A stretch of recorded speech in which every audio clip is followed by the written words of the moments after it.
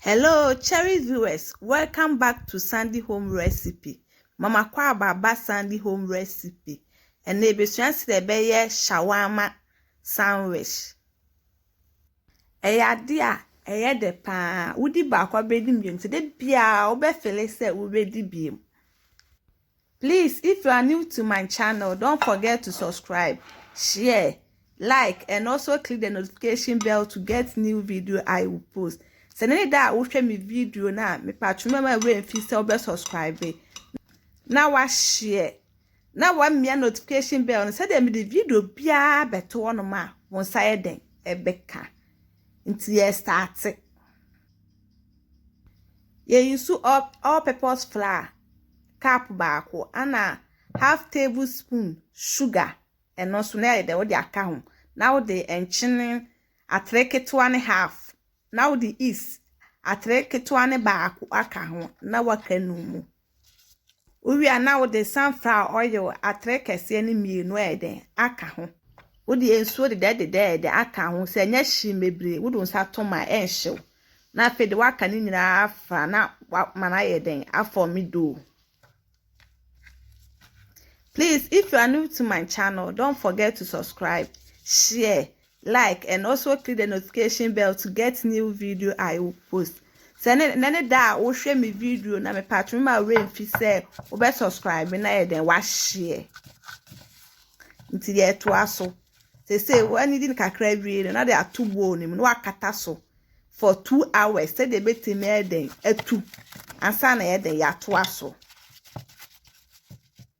Inti we yakoko nam na ye twitwa no we dompe bia ye denim ne de yogurt atrekese ni mienu eden aka ho na de garlic atreke 2.5 ne de ginger powder and also atreke 2.5 now the black pepper and also sa atreke 2.5 now the enchin any powder pepper now eden wo de aka ho we are now the turmeric powder kakra eden aka ho.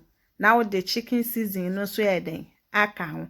Now the garlic ni onion powder aka ho.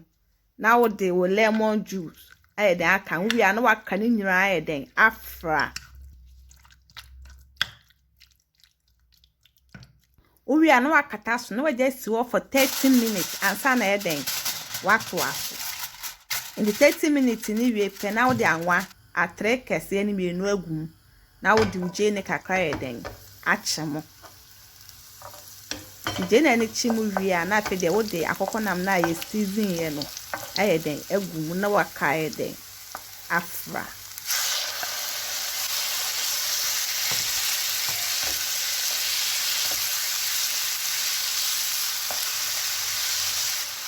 me pa cho enene da di kan a wo hwe me video na ma we fi so be subscribe na wa share.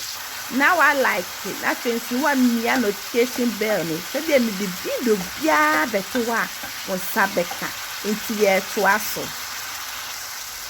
So we are now the chop onion egg. Now the spring onion so then aka ho.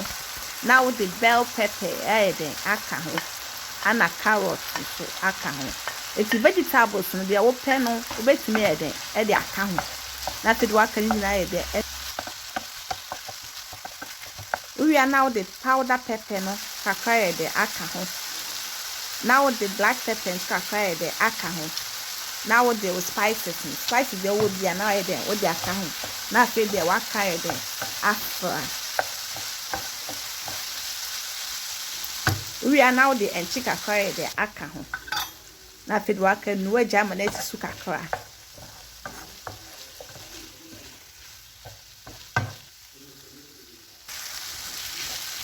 Say your chicken sauce here then ye wie into betray then esi one ya to aso into ye wie no tomato sauce ye no wo de akokakra go pan no now the tomato paste 1 tablespoon account now the enso so 1 tablespoon account now if the waka ni nyira then enunu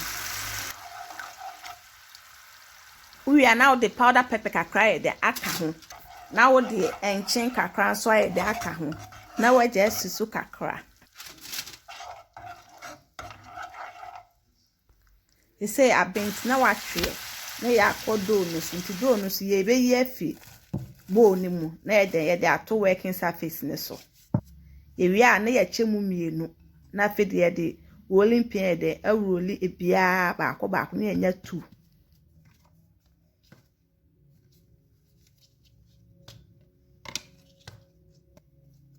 Please, if you are new to my channel, don't forget to subscribe, share, like, and also click the notification bell to get new video I will post. So we are moving on.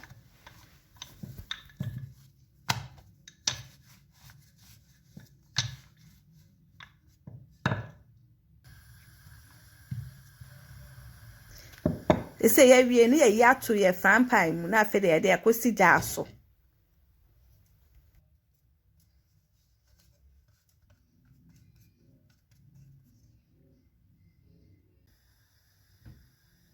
We are now at the what 10 no. Na the work from no so the etime the abin. Say abin tie koye de mayonnaise ni be ye baako ansa. Nti mayonnaise ni ye de ye esro no.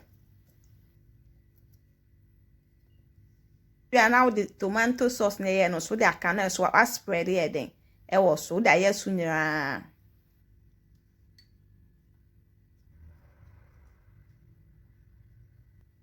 Nti wa wie no asesa wo chicken wie no so ye den e de agum.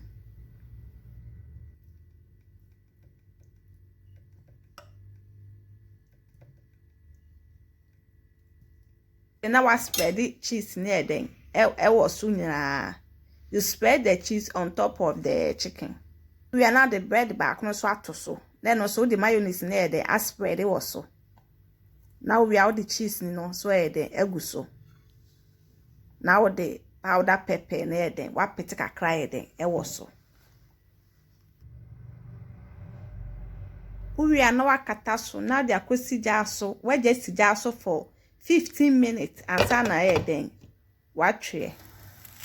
They say then abeng shawarma sandwich na den abin to the go train so a now e den watwitwa twitwa ne gina size a wope bia na why den obetwitwa. Wow, hwena kono se wudi ba akwa bedi mielu de pia we na wobedi isan se eye de pa.